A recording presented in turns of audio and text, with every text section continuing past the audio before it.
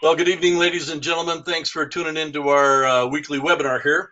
And we were just talking about, I don't know how to pronounce that sign in German. I took a picture of this a little over a year ago, but to me, it looks like Bonnie and Clyde. And so that is the exact reason I took a picture of it. I have no idea what they sell. As far as I know, it could be a cheese shop, but I just thought it was humorous. And so that's a picture from Stuttgart or someplace.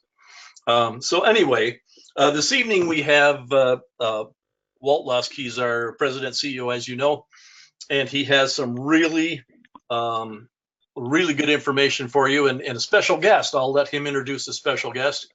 And so without further ado, I'm going to get the technical aspect of this whole thing up here. And like you got the quote. There we go. There we go. It's, good evening, everybody, and greetings and salutations. I'll just dive right in here. We're going to do the actual seminar presentation from my perspective. Hope you enjoy it. And we have Coach Dave Owen on the line from Ohio, who's going to be a big part of our team here in Ohio. So tell us a little about yourself, Coach Dave. Well, hey, Walt and Kelly and Craig and all the team members that are on the webinar tonight. Have a little bit of background there as sports announcer and charity event announcer and, radio shows and you name it. But former teacher, coach, school administrator, realtor, 2 insurance licenses. And, of course, most people know me, 3 black belts, Hall of Fame, 5. Quarterback club with the Buckeyes, Arnold Classic announcer since '99. Wow. And so I do seminars and shows with the various martial artists. I've averaged about 6 or 8 shows around the country in martial arts, and love helping people. We've planted 4 churches or helped plant them, and I'm a car collector and have a doctor wife, doctor daughter, lawyer son. So definitely have been blessed over the years, and love helping people, helping kids, and this is the right business to be in if we want to help kids. It sure is. Wow, so you have a lot in common. I actually do national and international radio shows myself. So more power to us all. Exactly. Well, we might have some fun together doing something, so who knows? Oh, you know what? No doubt, and I'm sure somewhere down the road we will. So to get this off to a rip-roaring start, I thought I would start with a Zig Ziglar quote there. And as you can see there, it says, "You do not have to be great to start. You just have to start to be great." And as I like to say, you can't steer a parked car. So you know what? Just start. Put one foot in front of the other. If you're on the phone, if you could mute your phone, mute yourself, I'd sure appreciate it. So tonight we're going to do the college fund presentation. Made a few changes and added a couple of things, and let me know what you think. And I want to start with this. My daughter is a nanny for a French family in the Hollywood Hills, and she did a lemonade stand about 3 weeks ago and made this sign, College Fund Lemonade Stand, and they made all of $70 with the 2 girls. They were 13 and 8. Selling lemonade there in the corner in Beechwood, which is above Hollywood and the Hollywood Hills. So you know what? We're going to talk about how you can do better than having a lemonade stand outside in front of your house selling lemonade for college. As you guys know, we are College Smart Solutions, and we're going to address a very simple 3-step approach to college affordability. And I am actually the president and CEO of College Smart Strategies. I have a degree in economics from UC Irvine, and our mascot, if those who don't know, is the anteater. And I've been in this business for well over 30 years, and I've got the silver hair to prove it, and I've done all aspects of finance. I've even worked with stock brokerage firms and consulted with them in the early 2000s, and left that whole industry about then as well when things got crazy and stuff. So we are on a mission. We really are. And to start out, just wanted to say that, the vast majority of people today are confused and troubled about this economy. and they feel bombarded by the media, bullied by salespeople, and bewildered by the millions of things that they need to know to survive in this financial jungle. And we're here to take a little bit of that complication out and see the forest of the trees and shine some light on situations. And we're on a mission. And our mission is to provide the best strategic financial options so that families can actually achieve the lowest possible costs for the best universities. And we do that in 3 ways. If you're on your phone, if you wouldn't mind, could you please mute it? I'd sure appreciate it. Or maybe, you know what, could you mute everybody there? Okay. I'm going to say, well, that may be line static on the. I think everybody is muted at this point. Oh, okay, cool. All right. I'm just being sensitive here. Okay. So we're going to do this 3 ways. First and foremost, we are going to do this through providing real, affordable solutions to and reduce the financial aid for loans.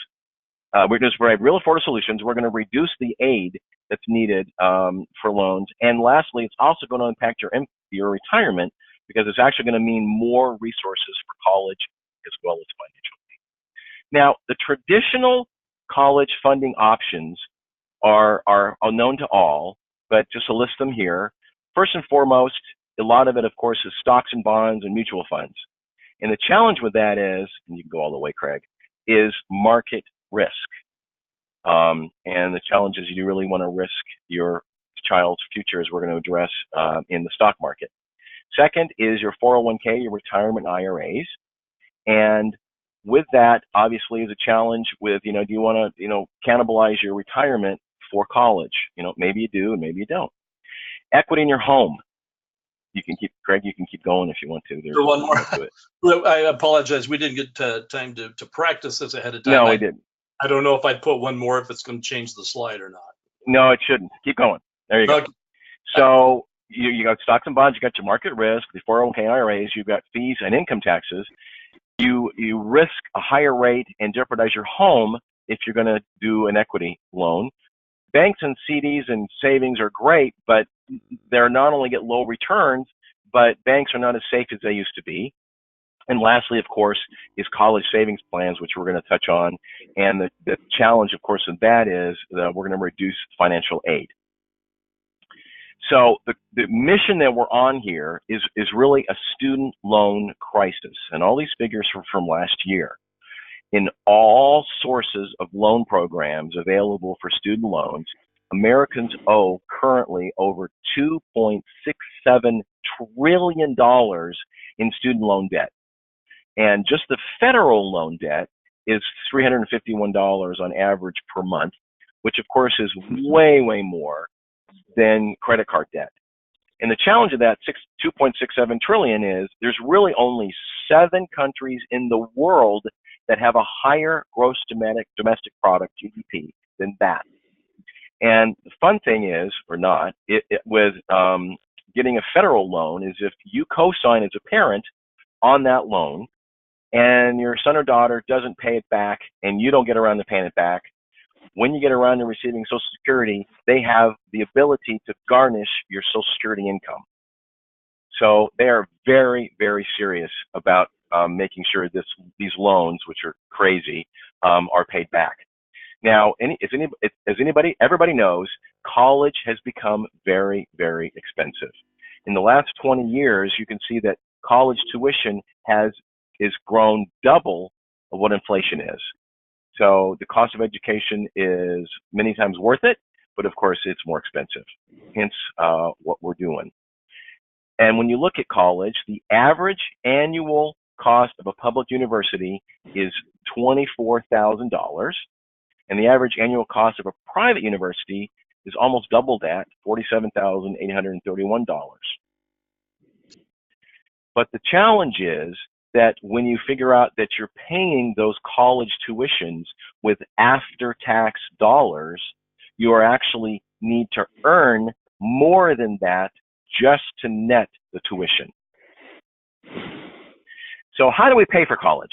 Well, there's lots of options. First and foremost, you can deplete your savings. You can work more than one job.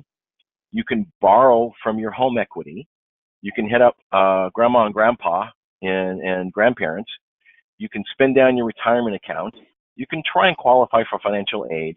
Or, of course, the most popular option that most parents decide to do is to go to a less desirable and cheaper school. So a lot of our clients say, my goodness, there has got to be a better way. And you know what? From our experience and all we're doing all over the country, there really is. All you need is better information. So we really want to commend you for coming out tonight and learning about how we can help you and get some better information. So there's 3 steps to a college affordability, and you keep going. And the first step is that we're going to educate you on the best strategies to save and pay for college by getting you the most money. Most money in terms of your college fund, and most money through financial aid if you decide to do so. And to do that, we suggest ways to improve your cash flow that reduces your EFC, or your expected family contribution, and we're going to elaborate on that in a moment as well, and help you find high gifting universities that match your child's career path.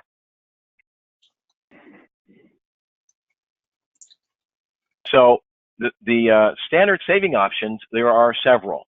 First is the 529 plan, and a lot of the other plans have morphed into that.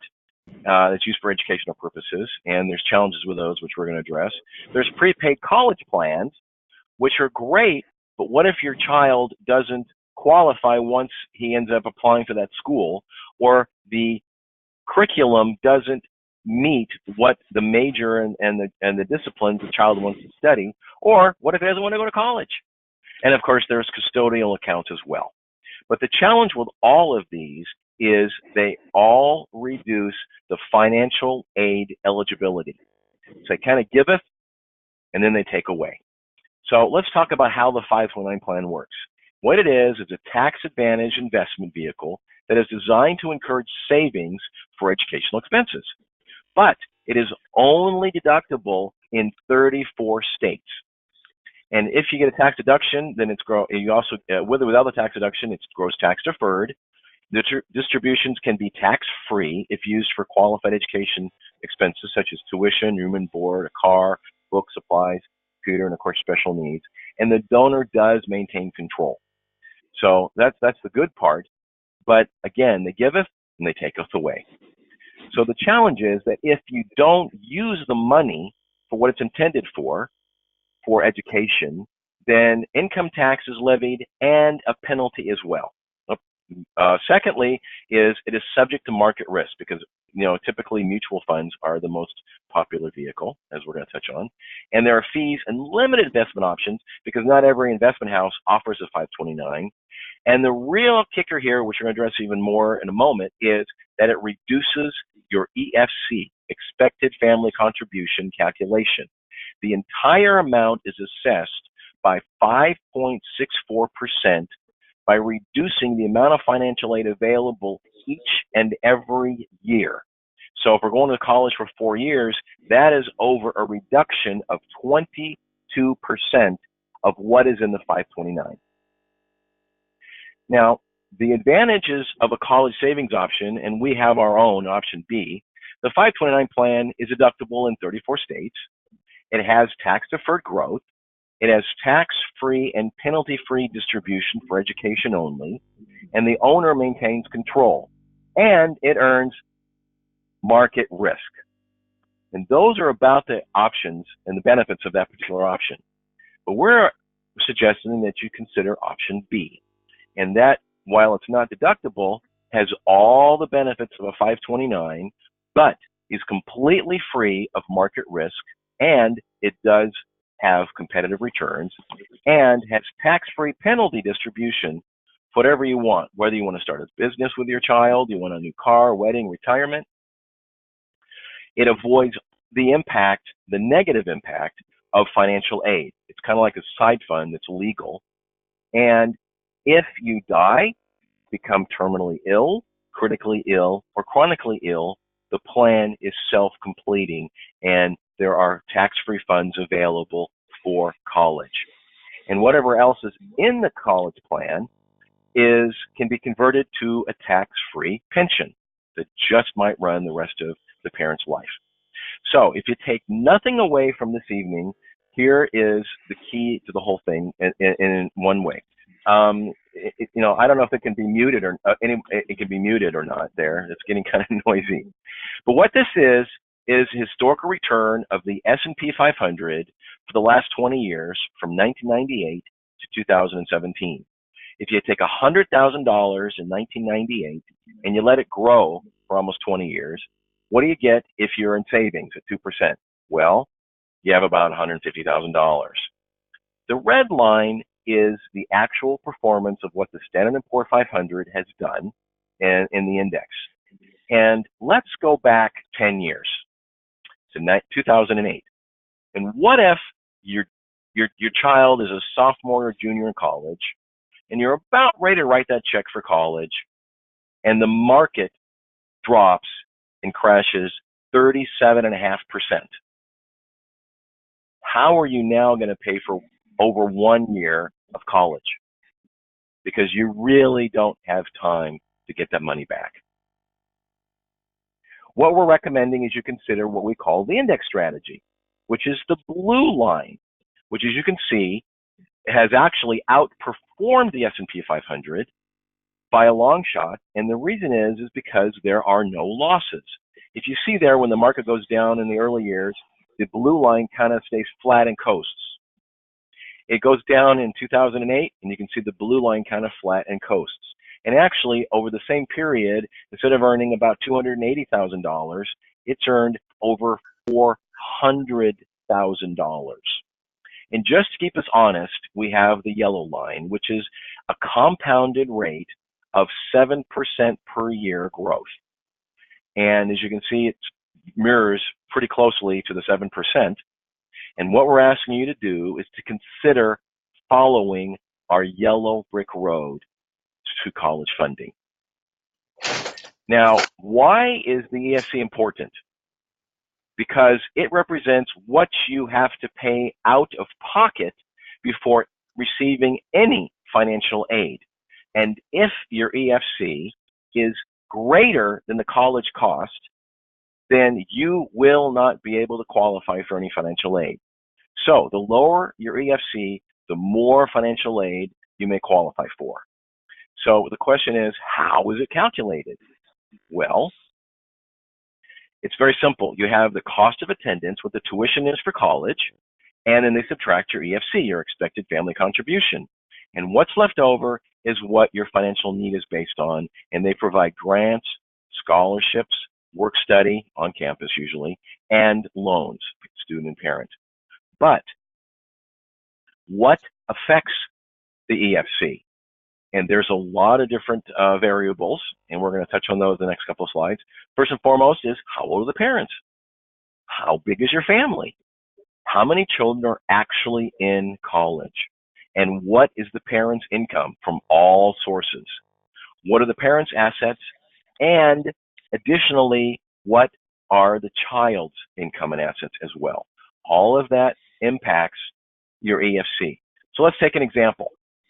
And first and foremost, what assets impact the expected family contribution?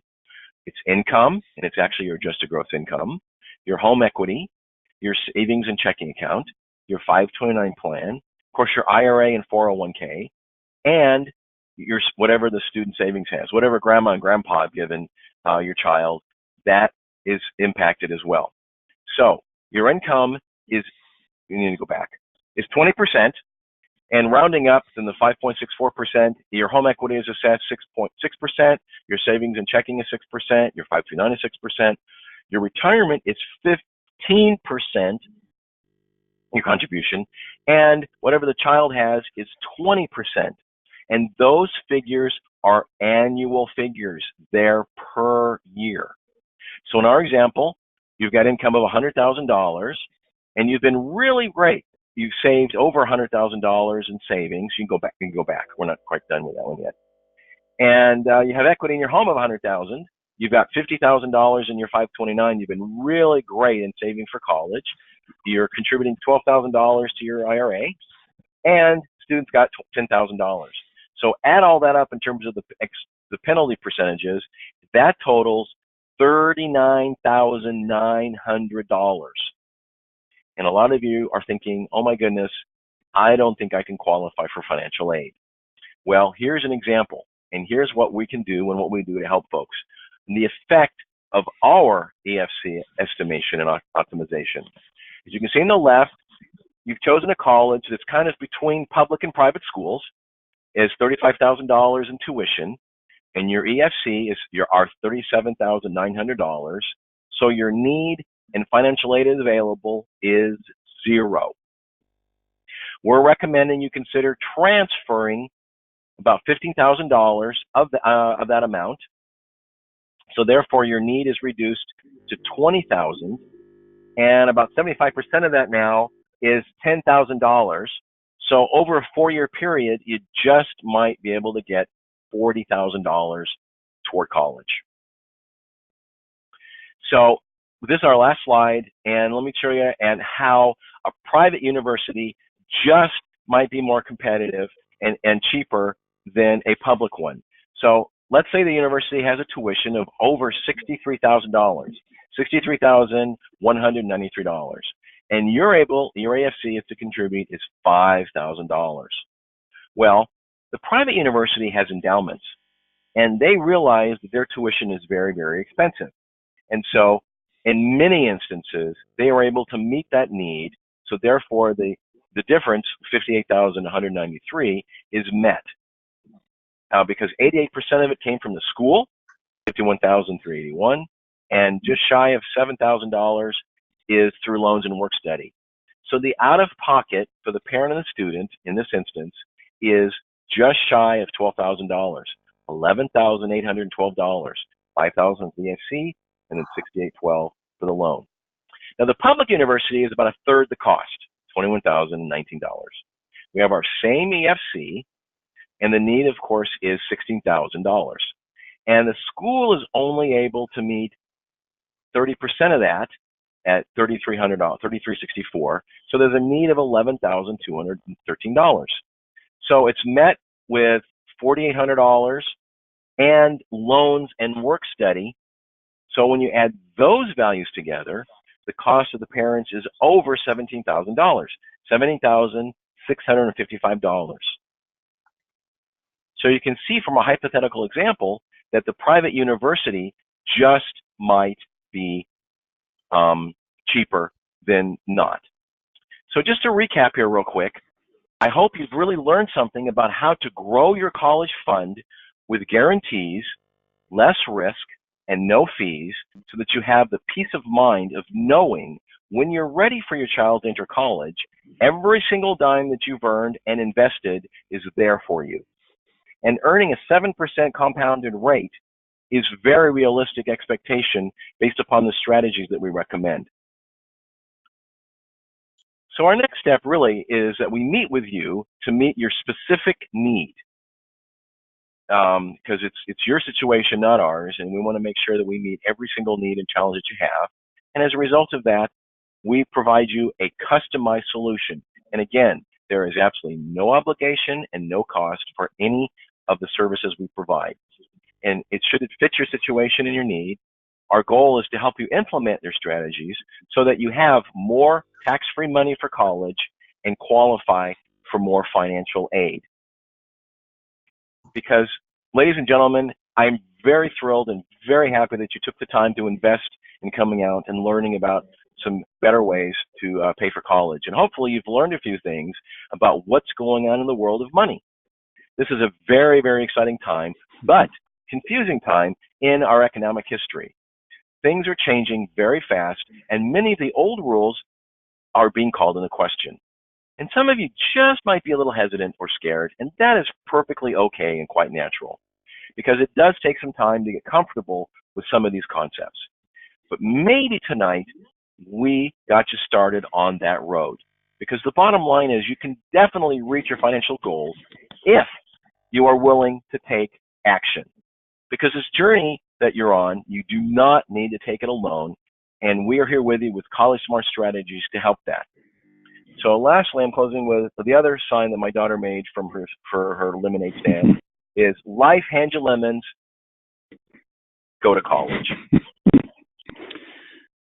Walden, Craig, are you still there?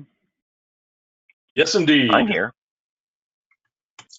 Well, one of the reasons that Kelly had invited me on was I had a couple of points that I wanted to make, not just background, which I was asked to do and willing to give there. But is this a good time to take about 2 minutes to those 2 points? Fire away, Coach Dave. All right. One of the things I was going to mention is I like to do things in marketing, and on a business card, I got these from Walt from the website, and you could make yourself a business card, college funding advisor, and I call it 3A plan. Number one, it starts with an A, assist into the best college or university. This is what we're going to do for your child or your student. So 1A is assist in the best college or university. 2A is avoid or minimize student loans. That's our jobs on our business card that we hand to somebody. And 3A is assist in maximizing college financial aid. So there's the 3A college funding plan: assist, avoid, and assist. And those little comments or statements put on your business card.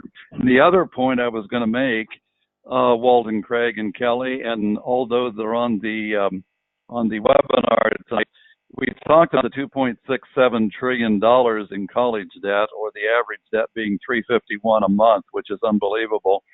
But I had a couple of other statistics I wanted to share. If you have a quick paper or a pen and pencil here and some paper. College university costs from Wealthfront calculation.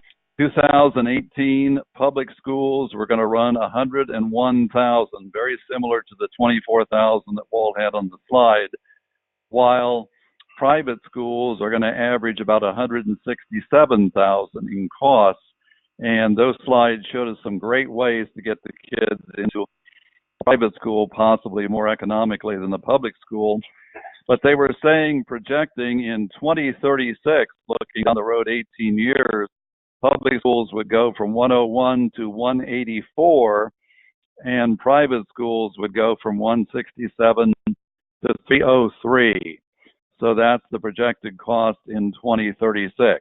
Bachelor degrees, high school diploma, college degree versus the college degree, you're going to have 60% higher earnings with that college degree. And the final point I wanted to make, 2017-18 out-of-state tuition figures, tuition and fees, and a 4-year public college in-state or out-of-state, you're going to pay $25,020 in tuition and fees, and a 4-year public in-state, you're going to pay $9,970. So almost 3 times more expensive for the kiddos to go out-of-state than remain in-state to attend. So those are a couple of points as a former educator and school principal and administrator that I wanted to make for us tonight. Thanks, gentlemen, for your time.